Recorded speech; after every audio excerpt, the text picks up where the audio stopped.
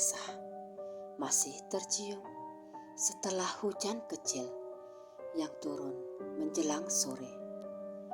Di ujung sebuah kampung kecil di Sumatera bagian selatan berdiri sebuah pondok tua yang dulunya ditempati sepasang suami istri paruh baya.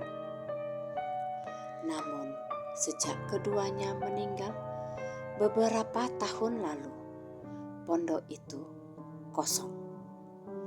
Lumut menempel di dinding kayu dan rumput liar tumbuh begitu tinggi hingga menutupi sebagian tangga masuknya. Penduduk sekitar jarang mendekat karena konon ada suara anak kecil menangis dari dalam pondok setiap malam Jumat. Meski begitu, ada seorang anak perempuan berusia 11 tahun bernama Tita yang justru sering terlihat berada di sekitar pondok itu. Wajah Tita pucat, rambutnya diikat sederhana, dan mata bulatnya tampak seperti selalu menahan banyak pertanyaan. Ia tinggal bersama bibinya, Bu Salma, di rumah yang tak terlalu jauh dari pondok itu. Sejak orang tuanya meninggal dalam kecelakaan setahun lalu, Tita kerap tampak menyendiri dan lebih banyak diam. Sore itu, saat kabut tipis mulai turun dari lereng bukit, Bu Salma memanggil keponakannya dari teras rumah. "Tita, jangan lama-lama di luar. Hari sudah mulai gelap," ujarnya lembut. Tita tidak segera menjawab, tetapi langkah kecilnya terlihat di jalanan tanah. "Aku tadi main saja, Bu," kata Tita pelan. Bu Salma tersenyum, meski dalam hatinya ada sesuatu yang mengganjal. Sejak beberapa minggu terakhir, tingkah Tita mulai aneh. Kadang ia seperti berbicara sendiri di kamar. Kadang ia duduk di halaman belakang sambil menatap hampa ke arah pondok tua itu. Saat makan malam, suasana rumah hening. Tita hanya menyendokkan nasi sedikit demi sedikit, seolah pikirannya melayang. Bu Salma memberanikan diri bertanya, "Ada sesuatu yang ingin kamu ceritakan, Nak?" Tita menggeleng. "Tidak ada, Bu." Padahal di dalam hatinya Tita menyimpan sesuatu yang ia sendiri tidak mengerti. Setiap malam ia mendengar suara lirih, seperti seorang perempuan dewasa memanggil namanya dari jauh.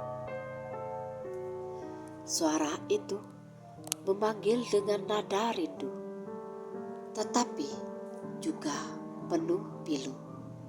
"Tita, Tita, di sini, Nak." Begitu suara itu terdengar. Awalnya ia mengira itu hanyalah mimpi. Namun semakin lama, suara itu terdengar sangat nyata, bahkan di saat ia sedang terjaga. Malam itu, suara itu terdengar lagi ketika Tita berbaring di kamarnya. Angin berhembus perlahan dari celah jendela yang tidak tertutup rapat.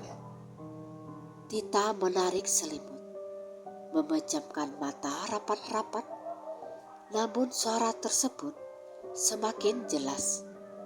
Tita, Tita jangan takut. Tita langsung membuka mata. Nafasnya tersengal. Ia menatap sudut kamar yang gelap, tetapi tak ada siapapun. Ia ingin berteriak, memanggil bibinya. Namun, tubuhnya justru terasa berat. Tak lama kemudian, terdengar suara langkah kaki kecil di lantai kayu. Tita menahan nafas. Langkah itu berhenti tepat di depan pintu kamarnya. "Siapa?" bisiknya gemetar. Tidak ada jawaban. Namun Tita merasakan hawa dingin masuk ke dalam kamarnya. Udara menjadi begitu berat dan hening. Seakan seluruh suara malam berhenti. Ia menutup wajah dengan selimut, berharap semuanya berlalu. Setelah beberapa menit, langkah itu menghilang dan suasana kembali normal. Tetapi Tita tak dapat tidur lagi hingga fajar. Keesokan harinya, Bu Salma melihat lingkaran hitam di bawah mata Tita. "Tita, kamu tak tidur ya semalam?" tanyanya khawatir. Tita ragu untuk menjawab. Akhirnya ia mengangguk kecil. "Kamu mimpi buruk?" Tita ingin berkata iya. Namun dari bibirnya justru keluar pertanyaan lain. "Bu, kalau suara memanggil, tapi kita tak tahu dari mana, itu kenapa ya?" Bu Salma terdiam. Ia menatap Tita lebih lama dari biasanya. "Suara seperti apa, Tita?" "Seperti perempuan. Ia memanggil namaku." Bu Salma menarik nafas dalam. Selama ini, ia berusaha mengabaikan firasat buruk tentang Tita. Tetapi kini pikirannya mulai kacau. Ia tahu sejarah di kampung itu tidak sepenuhnya tenang, terutama soal pondok tua yang tak jauh dari rumahnya. "Nak, kamu dengar suara itu dari mana?" tanya Bu Salma akhirnya. "Dari kamar, dari luar, dari belakang rumah, kadang dari dekat pondok itu," jawab Tita jujur. Bu Salma memegang tangan Tita. "Mulai nanti malam, kamu tidur di kamar ibu saja ya. Biar ibu temani." Tita mengangguk. Meski ia tahu suara itu tak akan mudah hilang. Ia merasa suara itu bukan berniat jahat. Suara itu terdengar seperti seseorang yang ingin ditemukan. Sore berikutnya, Tita kembali duduk di dekat pondok tua itu sepulang sekolah. Rumput yang basah membuat rok sekolahnya berdebu. Ia menatap pintu pondok yang sedikit terbuka, seolah ada yang pernah masuk ke dalamnya. Angin bertiup pelan, menyapu dedaunan kering. "Tita," suara itu terdengar lagi. Kali ini sangat dekat, seolah seseorang berdiri di sampingnya. Jantung Tita terasa berhenti. Ia menoleh perlahan dan tak ada siapapun. Hanya ilalang yang bergerak terkena angin. "Siapa kamu?" bisik Tita. Suara itu tidak menjawab. Tetapi Tita melihat sesuatu bergerak dari dalam pondok. Bayangan kecil, seperti seorang anak seumur dirinya, berdiri di balik pintu sebelum perlahan menghilang. Tita menggigit bibir, mencoba menahan rasa takutnya. Namun ada sesuatu dalam bayangan itu yang terasa familiar, hangat namun tidak mengancam. Sebelum ia sempat berpikir lebih jauh, seorang tetangga lewat dan melihatnya. "Tita, jangan main dekat-dekat pondok itu," seru Pak Riman sambil mendorong sepedanya. "Tempat itu tak baik untuk anak kecil. Sudah banyak cerita aneh dari dulu." Tita berdiri dan buru-buru menjauh. Namun kata-kata Pak Riman justru membuatnya semakin yakin. Apapun yang berusaha menghubunginya pasti berkaitan dengan pondok itu, dan mungkin dengan masa lalunya sendiri. Malam itu Tita tidur di kamar Bu Salma seperti yang diminta. Lampu kamar sengaja dibiarkan menyala redup. Bu Salma duduk di tepi kasur membacakan doa pelan sebelum akhirnya memejamkan mata. Tita berbaring di sampingnya, memandangi langit-langit kamar.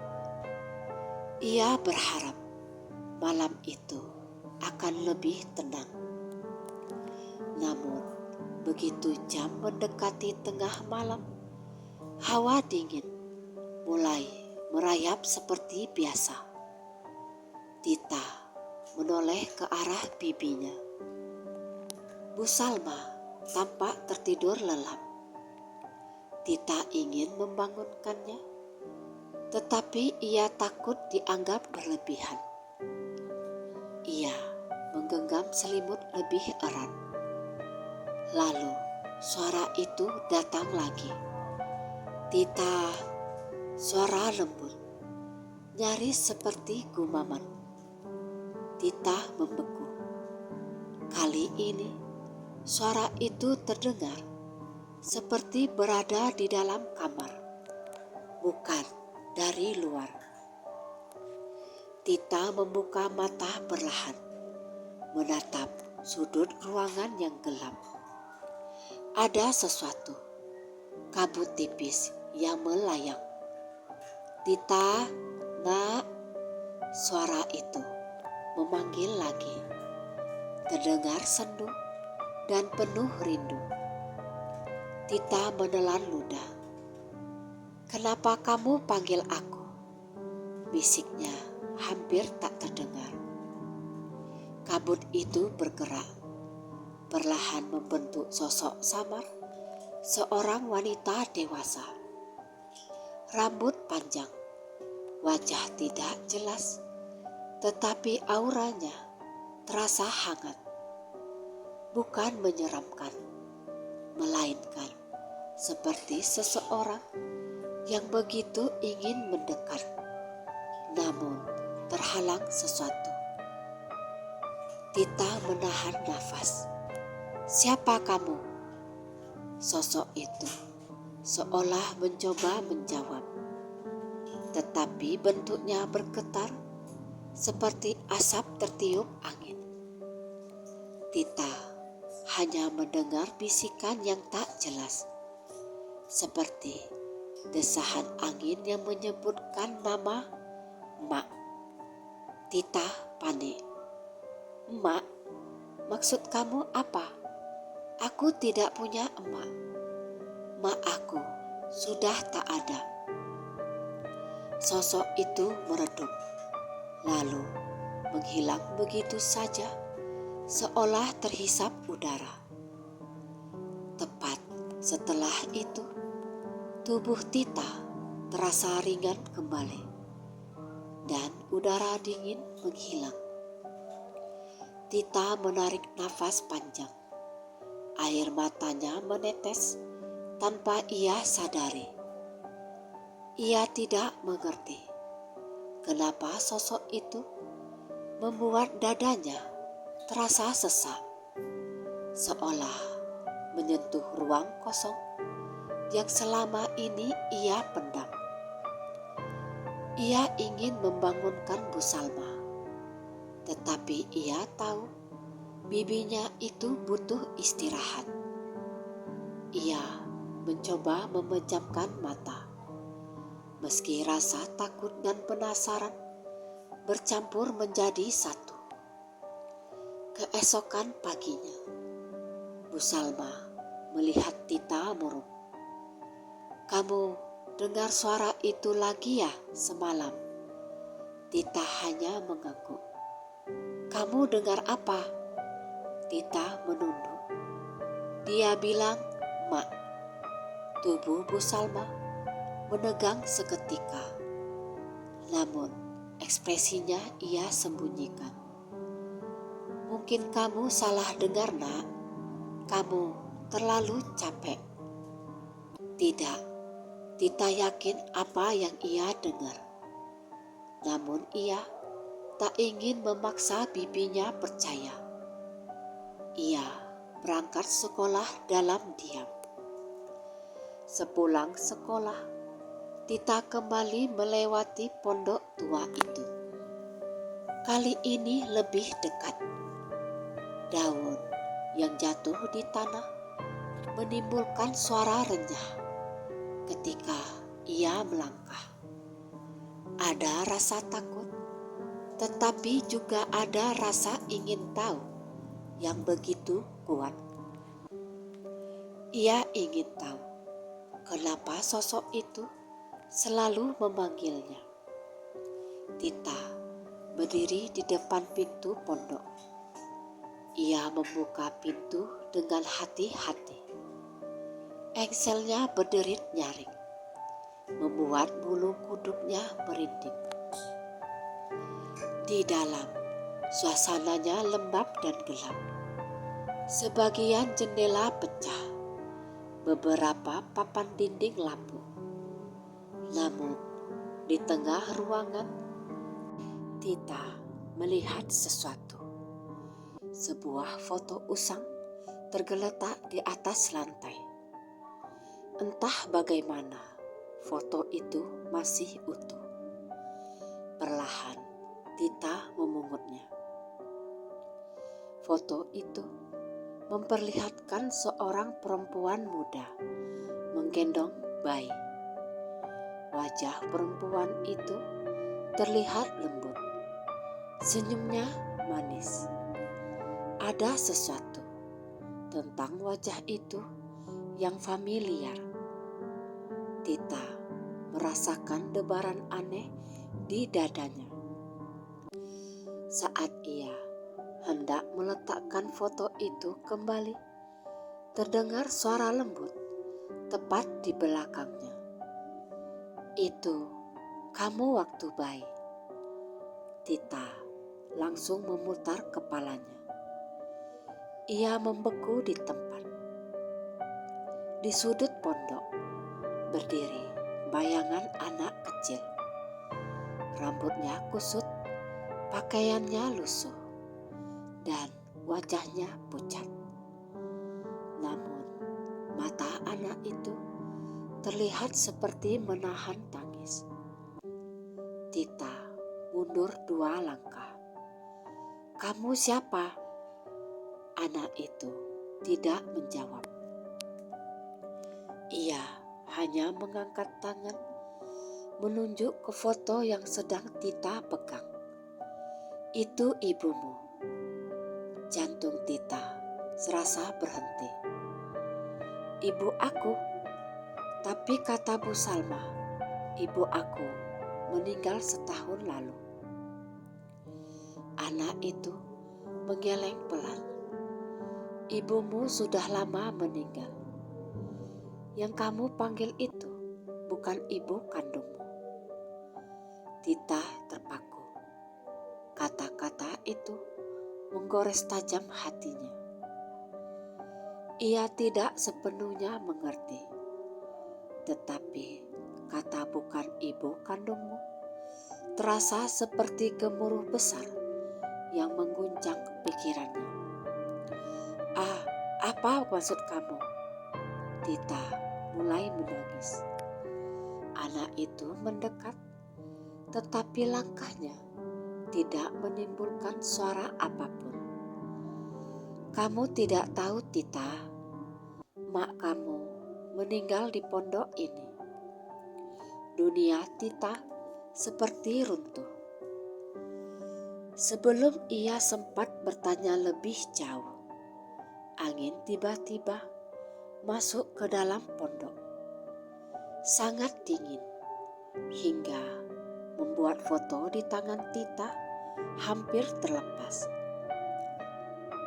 Anak kecil itu memudar perlahan dan kembali menyisakan ruangan kosong. Jangan pergi, seru Tita. Tetapi suara itu hanya memantul ke dinding tua. Ia berlari keluar dari pondok. Nafasnya terengah-engah, matanya basah, dadanya sesak.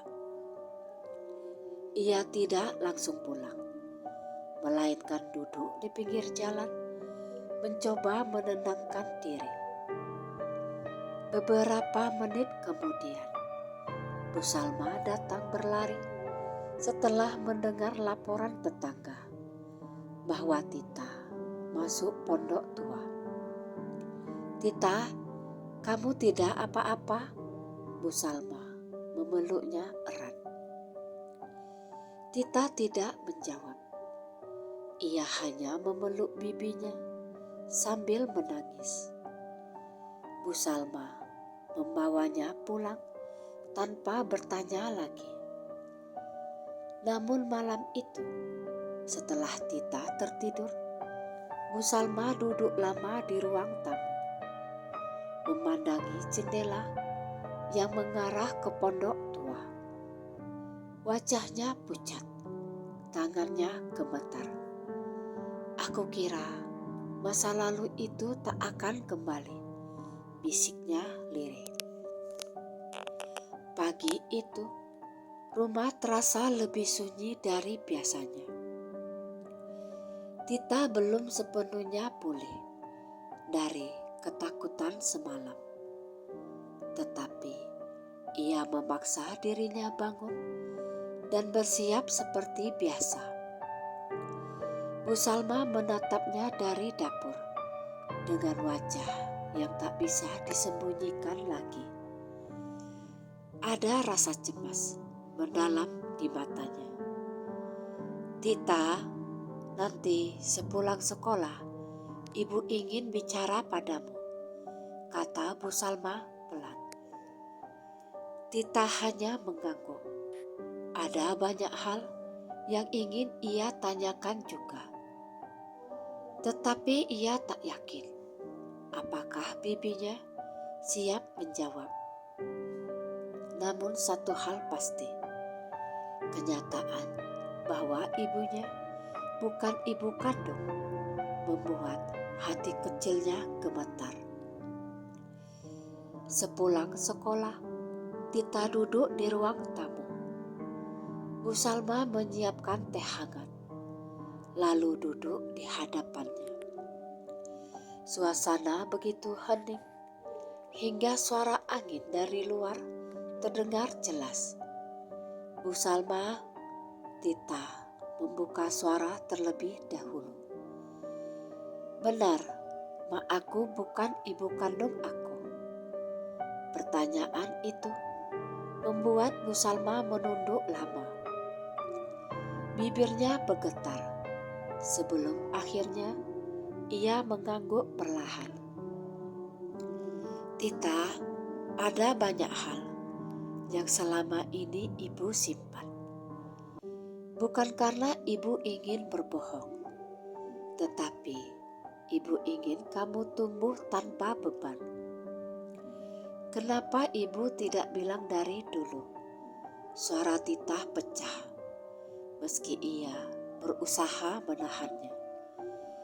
Karena kamu masih kecil, Nak, dan karena apa yang terjadi pada ibu kandungmu bukan sesuatu yang mudah diceritakan. Tita terdiam. Tangannya menggenggam ujung bajunya erat. Mak aku meninggal di pondok itu bukan? Bu Salma menutup wajah dengan kedua tangannya sejenak sebelum akhirnya berkata, benar, Nak, dan semua orang di kampung ini memilih untuk tidak membahasnya lagi karena kejadian itu sangat menyakitkan. Tita menahan air mata. Kenapa Mak meninggal di sana? Sebelum kamu lahir, Bu Salma mulai bercerita dengan suara serak. Ibu kandungmu tinggal di pondok tua itu bersama suaminya. Mereka bukan orang asli sini, hanya merantau. Ibumu hamil besar saat itu. Namun suatu malam, suaminya pergi entah kemana, meninggalkan ibumu sendiri. Hujan deras, petir, dan ibumu tiba-tiba merasakan sakit yang hebat. Tita memeluk lututnya. Tubuhnya bergetar halus. Ibumu melahirkanmu dengan susah payah, seorang diri. Ia menunggu, berharap suaminya kembali, tapi tak pernah kembali. Saat warga akhirnya menemukan pondok itu di keesokan harinya, ibumu sudah tak bernyawa. Namun, kamu selamat, Nak. Air mata Tita mengalir tanpa suara. Bu, apa dia kesepian waktu itu? Tanya Tita dengan suara yang hampir seperti bisikan. Bu Salma mengangguk pelan. Ya, ia sangat ingin bertahan demi kamu, Tita. Ia tetap memelukmu sampai nafas terakhir. Tita menutup wajahnya. Hati kecilnya terasa remuk mengetahui ibunya meninggal dalam keadaan sepi, memeluk dirinya yang baru lahir. Tidak heran jika sosok itu memanggilnya. Tidak heran jika suara itu terdengar penuh rindu. Kenapa suaminya pergi? Tita bertanya. Itu tidak ada yang tahu pasti. Ada yang bilang ia melarikan diri. Ada yang bilang ia terkena musibah di hutan. Yang jelas ia tak pernah kembali. Dan sejak saat itu, pondok itu ditinggalkan begitu saja. Tita mengusap air matanya. Ia tak tahu perasaan apa yang kini memenuhi dadanya. Sedih, marah, atau rindu pada seseorang yang bahkan tak pernah ia kenal. Bu, ya Nak, aku melihat bayangan anak kecil di dalam pondok. Dia bilang, aku tak tahu apapun tentang masa laluku. Bu Salma menegang. Anak kecil? Tita mengangguk. Dia bilang ibuku meninggal di pondok itu. Dia bilang aku harus tahu. Bu Salma meremas jarinya sendiri.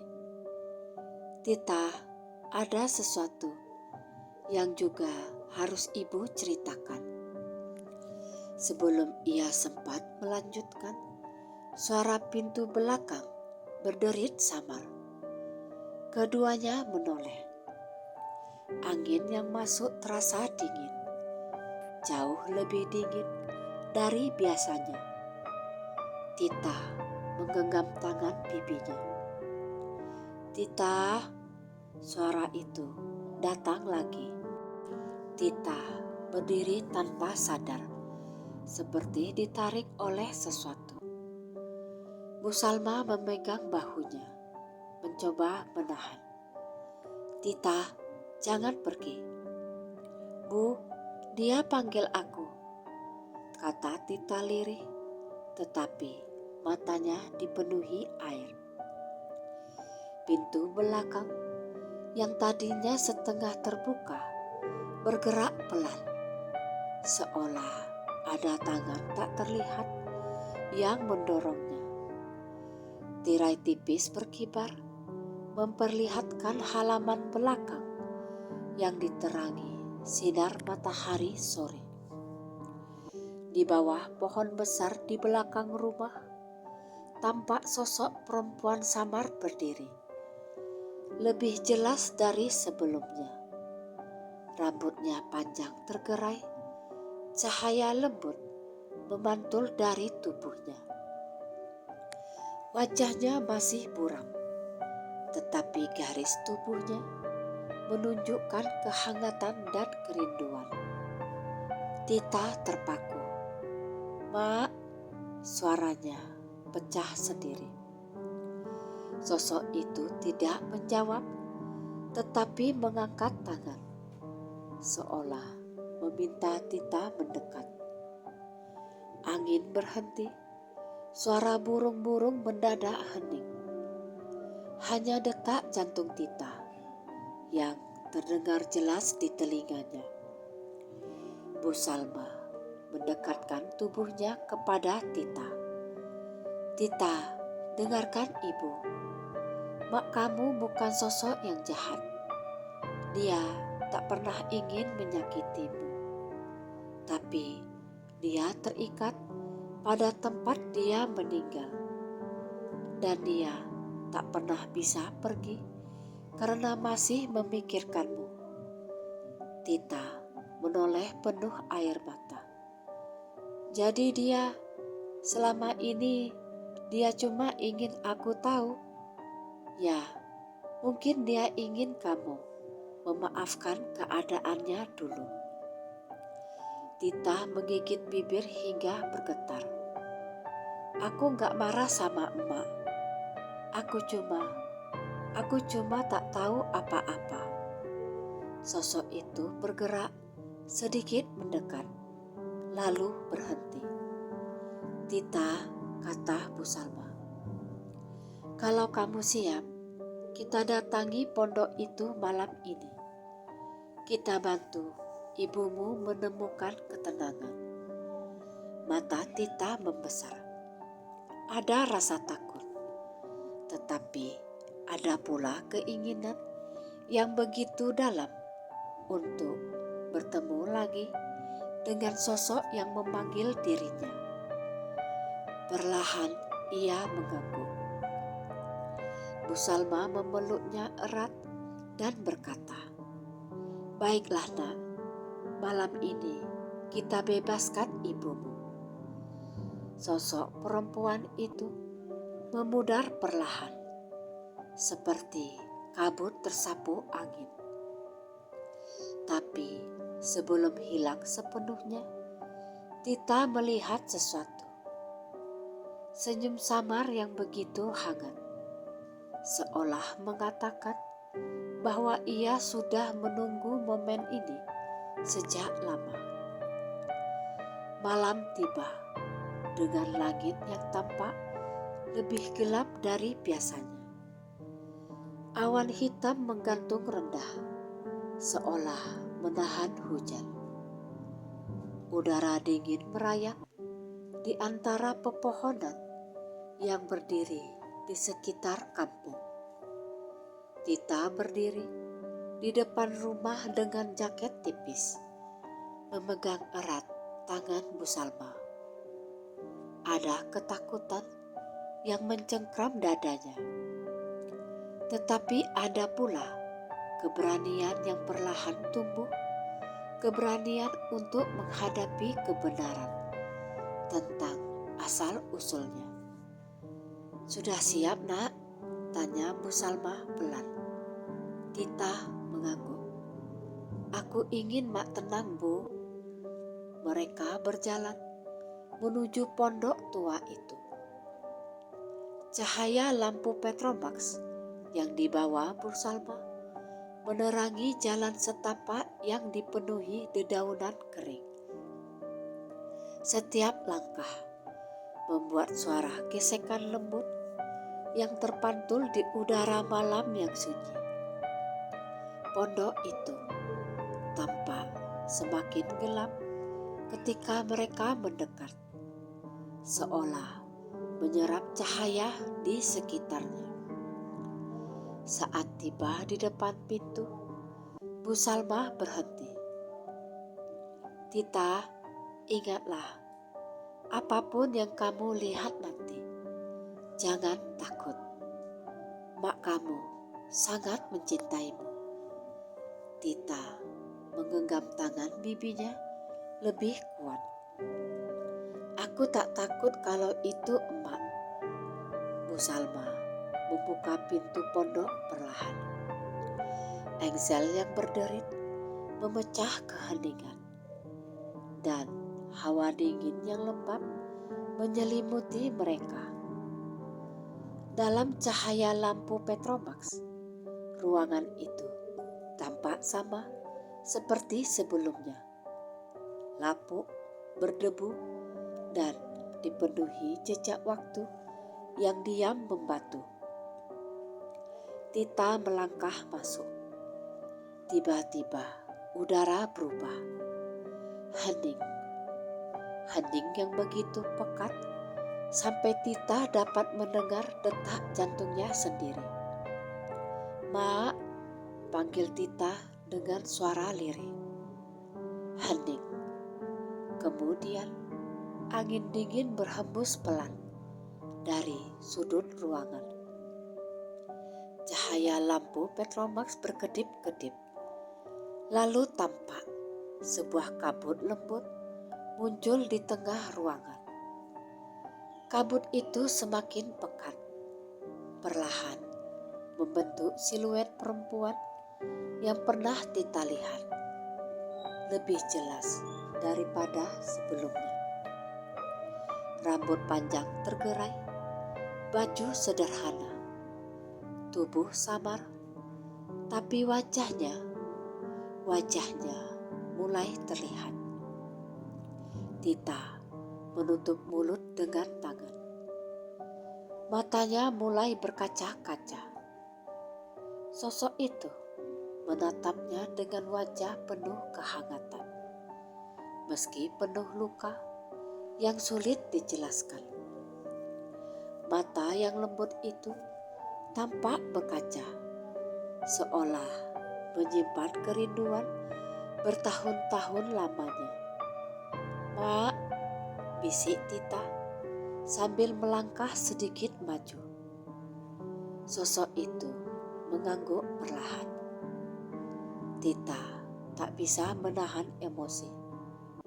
"Mak, aku baru tahu semua hari ini. Aku baru tahu kalau Mak meninggal di sini, sendirian saat lahirkan aku." Sosok itu mendekat selangkah. Angin kembali berhembus lembut, seperti sentuhan ibu yang mengusap kepala anaknya. Bu Salma berdiri agak jauh, memberi ruang bagi Tita dan sosok itu. "Mak, maafkan aku." kata Tita dengan suara terputus-putus. Aku tak pernah tahu apa-apa. Aku tak pernah tahu mak sayang aku sampai nafas terakhir emak. Wajah samar itu tampak bergetar. Bibirnya yang pucat bergerak sangat pelan. Tita, suara itu terdengar lembut dan serak. Nak, hanya satu kata, tetapi cukup membuat air mata Tita jatuh tanpa henti. Aku kangen mak. Aku mau mak tenang. Dan mak jangan sedih lagi. Sosok itu mendekat lebih dekat. Begitu dekat hingga Tita hampir bisa merasakan hangat yang aneh. Meski tubuh sosok itu tak benar-benar memiliki bentuk kuat, perempuan itu mengangkat tangan, mengusap wajah Tita. Sentuhan itu hanya terasa seperti angin lembut, tapi cukup untuk membuat hati Tita serasa dipeluk. Tita, maafkan emak. Suara itu bergetar, penuh luka yang sudah terlalu lama dipendam. Mak gak kuat waktu itu. Tita menggeleng cepat. Jangan bilang begitu. Mak sudah berjuang demi aku. Bu Salma bilang, mak peluk aku sampai akhir. Sosok itu menunduk, seolah membenarkan. Aku di sini sekarang karena emak. Aku sudah besar, mak. Aku hidup. Dan mak tak perlu khawatir lagi. Karena aku tak sendirian. Cahaya hangat tiba-tiba muncul lembut di sekitar sosok perempuan itu. Seperti sinar halus yang perlahan mengelilingi. Wajahnya tampak damai, jauh lebih damai daripada sebelumnya. Bu Salma mendekat, berdiri di samping Tita. Kak, panggilnya pelan. Kamu tak sendirian. Tita tak sendiri. Dia punya saya, Kak. Kamu sudah melindunginya selama ini. Kini saatnya kamu tenang. Sosok perempuan itu menatap Bu Salma dengan mata sendu. Ada rasa terima kasih dalam tatapannya. Lalu ia memandang Tita lagi. Sorot matanya dipenuhi kasih yang tak terucapkan. Nak Tita, bahagia ya, kata sosok itu dengan suara yang semakin melemah. Tita menahan tangis dengan susah payah. Mak juga, mak tenang di sana ya. Mak jangan sedih lagi. Sosok itu bergerak ke belakang. Perlahan-lahan, seperti tertarik pada cahaya hangat yang mulai memancar dari lantai pondok. Ruangan yang semula gelap kini dipenuhi kilau lembut seperti ribuan cahaya kecil yang menari. Wajah perempuan itu semakin jelas dan senyum kecil muncul di bibirnya. Senyum yang begitu hangat, senyum seorang ibu. Tita, mak sayang kamu, ucapnya sebelum cahaya itu menyelimutinya sepenuhnya. Tubuhnya mulai memudar. Semakin lama, semakin transparan. Namun senyum itu bertahan paling terakhir, hingga akhirnya menghilang. Cahaya yang mengelilinginya mengecil, lalu padam seperti lilin yang ditiup angin. Pondok kembali gelap dan hening. Tita berdiri mematung, kemudian menangis keras sambil memeluk Bu Salma. Tangis yang bukan hanya kesedihan, tetapi juga kelegaan. Beberapa saat kemudian, Tita merasa dadanya lebih ringan. Rasa sesak yang selama ini ia bawa tanpa ia sadari perlahan menghilang. Bu Salma mengusap rambutnya. "Mak kamu sudah tenang, Nak. Dia sudah pulang." Tita mengangguk di dalam pelukan bibinya. Beberapa hari setelah kejadian itu, perubahan mulai terlihat. Tita tampak lebih bersemangat pergi ke sekolah. Ia tak lagi terbangun ketakutan di malam hari. Ia sering tersenyum-senyum kecil, namun jujur. Bu Salma, meski masih menyimpan rasa haru, ikut merasakan ketenangan yang baru. Penduduk kampung tak lagi melihat bayangan perempuan di sekitar pondok. Tidak ada lagi suara tangisan di malam Jumat. Pondok itu kini hanya tinggal bangunan tua tanpa penghuni. Sunyi, damai, dan tidak lagi terasa menekan seperti sebelumnya. Suatu sore, Tita berdiri di depan pondok itu sekali lagi, ditemani Bu Salma. Ia menatap bangunan itu bukan dengan takut, melainkan dengan rasa sayang yang lembut. "Terima kasih, Mak," bisiknya lirih. Angin sore bertiup pelan, membawa harum daun basah. Dan untuk pertama kalinya, Tita tersenyum tanpa beban. Senyum yang benar-benar tulus. Ia menggenggam tangan Bu Salma dan berkata, "Aku tak sendiri lagi, Bu." Bu Salma tersenyum, mengusap kepala Tita. "Ya, Nak, kamu gak akan pernah sendiri." Dengan langkah ringan, mereka pulang meninggalkan pondok tua itu. Dan di balik hembusan angin, seolah terdengar bisikan halus yang begitu damai. "Tita, bahagialah, Nak." Tita menoleh sebentar, tersenyum kecil, lalu melanjutkan langkahnya. Ia tahu, dari manapun Mak berada sekarang, ia sudah menemukan jalannya pulang.